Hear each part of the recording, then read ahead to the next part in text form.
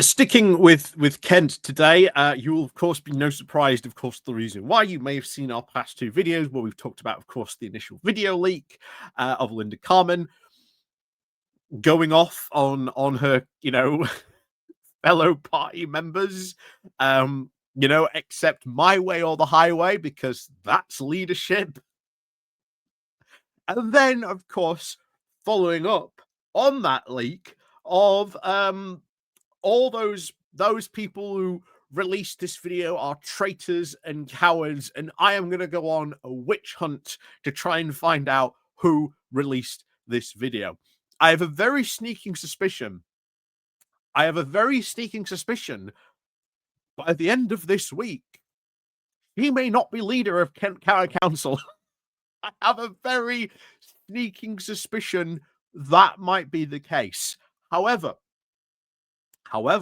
more interestingly, of course, is the Telegraph have decided to cover this. Now, this is a very, very conservative publication. And one thing that we are going to cover on this is that they have gone and talked to people in the local area. And guess what? This goes in line with what I've been saying, that when local people see all this chaos, see all this incompetence that these reform people are doing in the council, what do you think their reaction to voting next time is going to be? Well, surprise, surprise, they're coming out and publicly saying, yeah, we ain't going to vote for you again.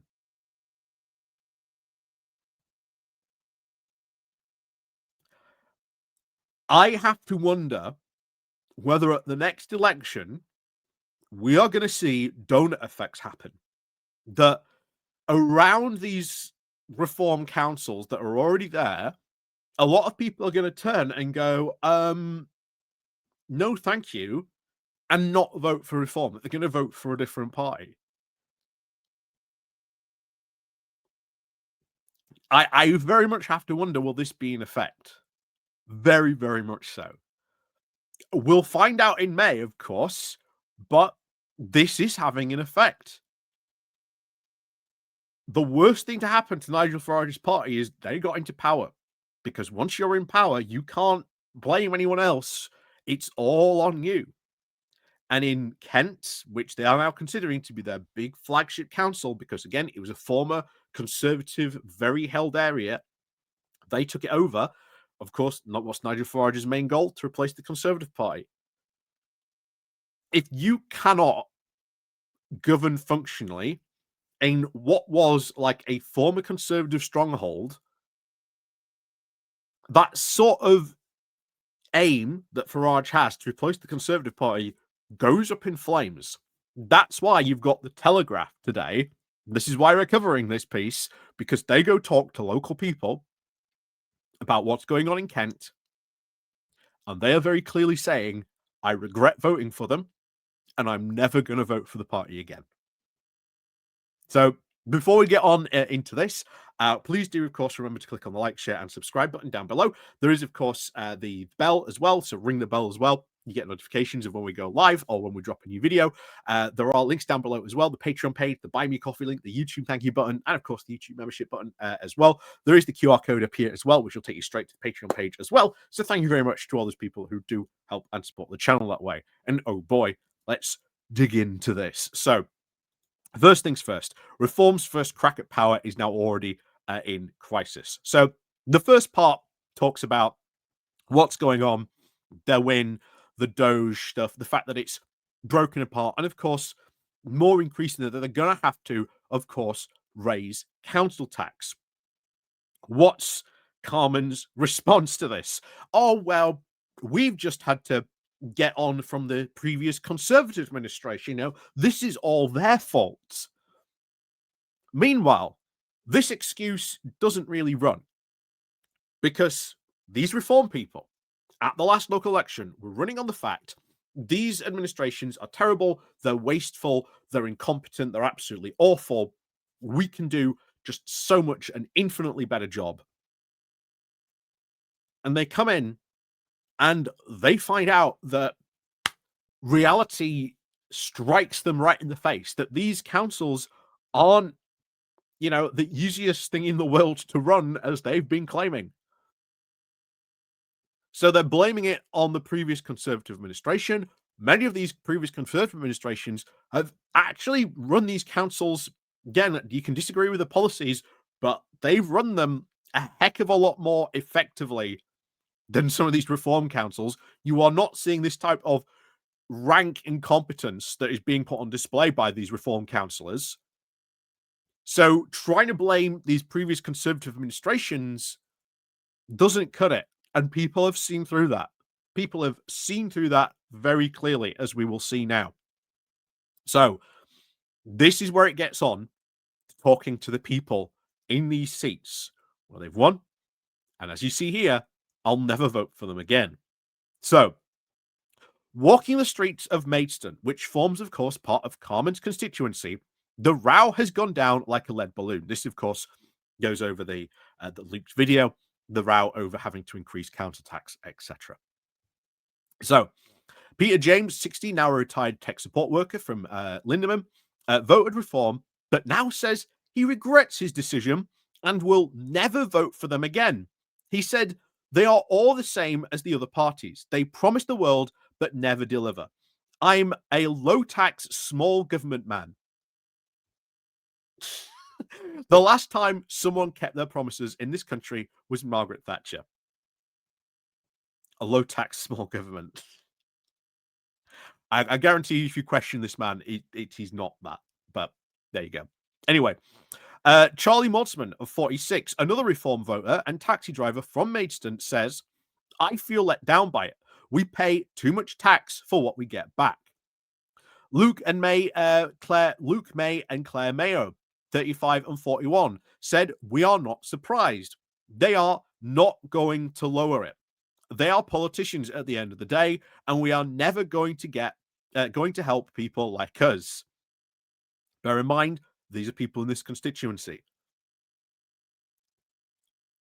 These people saying this after less than a year of them being in power, yeah, it's not looking good for their re-election chances. Not only that, how then does this affect them going into and voting for an MP in these areas? It does not look good for them at all. Pauline Hardness, shall we say it, 79, also now a retired office manager, born and raised in Maidstone, voted Conservatives and said that she was not surprised by the row. She said, people thought it would be, of course, refreshing if Reform were in charge, but they are all promise. They are going to be different. I wasn't actually astonished when they won here. If you talk to a lot of young people, they love them because they're fed up with all the immigrants. But Reform have never run a council before. They have no experience.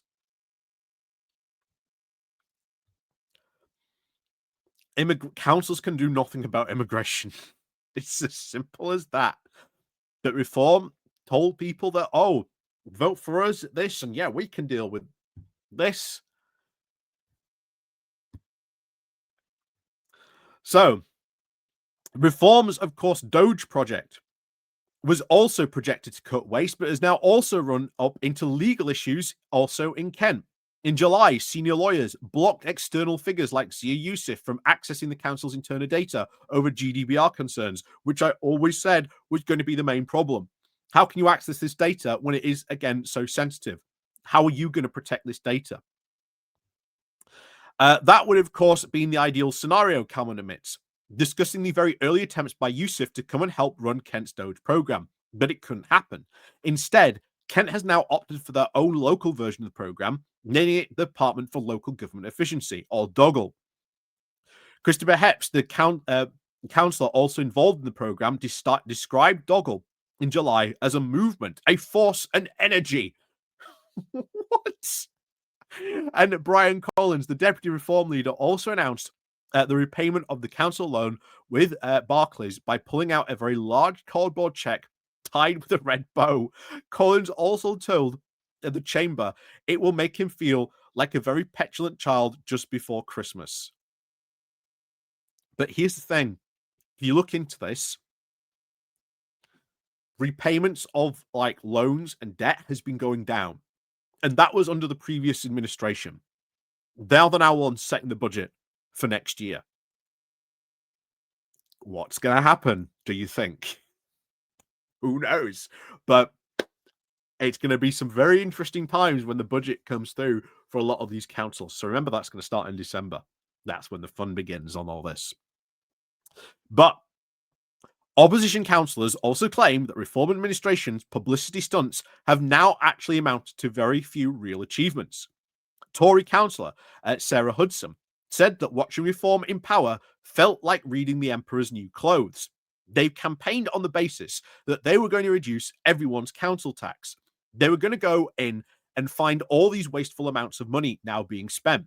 What's actually happened is that they've discovered that everything the previous Conservative administration could do to cut things to the bone has been done. You are not going to walk in and find the secret oil painting by Vanana or anything like that in a cupboard. Anthony Hocker, Liberal Democrats in Kent, said that Reform was now convinced that they could make large savings from cutting the county's budget on asylum seekers. They were really fixated on it, he said. Every question they'd asked would be about the cost of asylum. We kept explaining that Kent County Council doesn't that have a large role in that, and that is now mainly a Home Office expense. We tried to explain to them that the big problem is adult social care, but they wouldn't say, but they would just say, what about asylum? There is now, this is, of course, where reality has now collided with ideology. They said they take their chainsaw to the forest of waste, but the chainsaw now seems to be made out of a sponge rather than a forest. They've found an open field where there's been nothing now to use it on. The reform, of course, comes now as reform now comes to terms with the realities of now stretched local government budgets. Carmen is now trying to draw up a new set of policies she hopes will raise new revenue sources. This is going to be so fun when they start actually doing their own policies very soon. One of the most controversial ideas is currently the idea of a foreign freight tax. That's going to go down like an absolute lead balloon. On lorries now coming into the UK through Dover. The idea is to tax lorries as they come off the ferries and the Eurotunnel, she explains. They're using our roads, so obviously now we get a lot of through traffic going across it and to and across the continent, accessing the rest of the UK, using our infrastructure, and we have to pick up the bill. It is one of the many ways we're trying to think of bringing money in. Oh my word. That is an insane policy to think you are going to try and do that. A foreign freight tax. That is insane if you are going to try and do that. But the proposals have been lambasted by all opposition councillors as completely unfeasible. Councillor Hook says that the idea is completely fanciful, while the Tory councillor Harry Rayner says it shows the complete naivety and incompetence. Impeding, of course, foreign freight tax is not and never has ever been within the power of Kent County Council, Rayner says, adding that power is now reserved for the Treasury and the Chancellor of the Exchequer. So they don't even know like, what they have power over and don't. Anyway, when asked about all these criticisms, Karma says they're just jealous they never thought of it.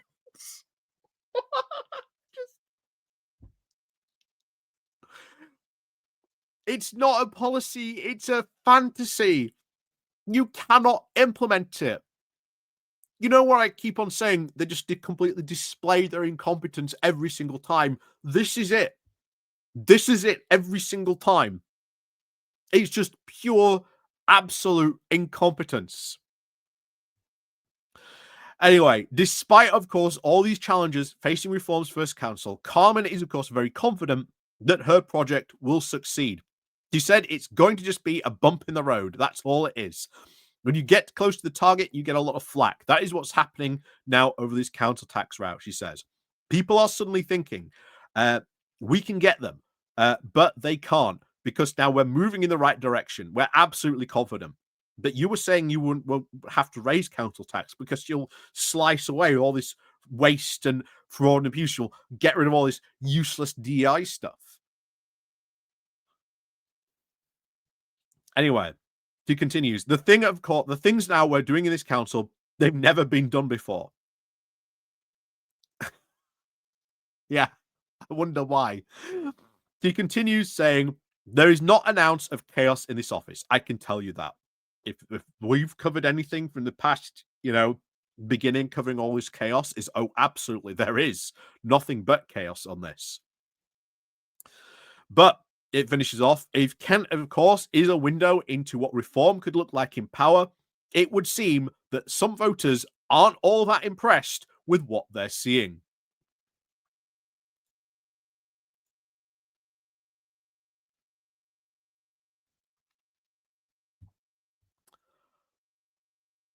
So it's going to have a negative effect because once you are in power, you can't say how amazing and better and wonderful your ideas would be, because at that point, once you're in power, you then have to do them. You have to enact them. You have to put forward your policies and prove that these aren't just really good ideas, that they actually work in physical practice.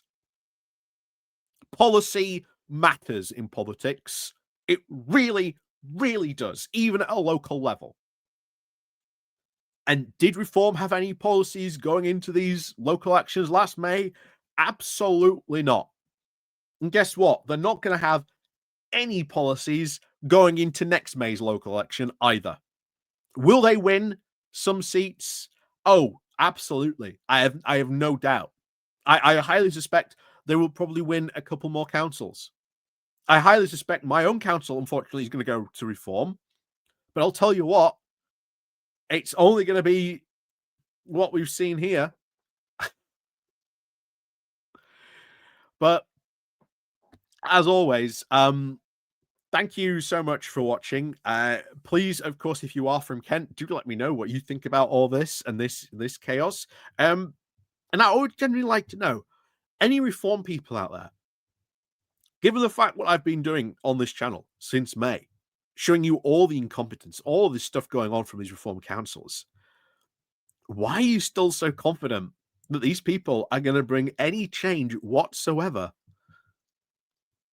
Because as that article finished off, if this is a window to what a reformed government looks like, I don't think a lot of people are going to enjoy looking through that window.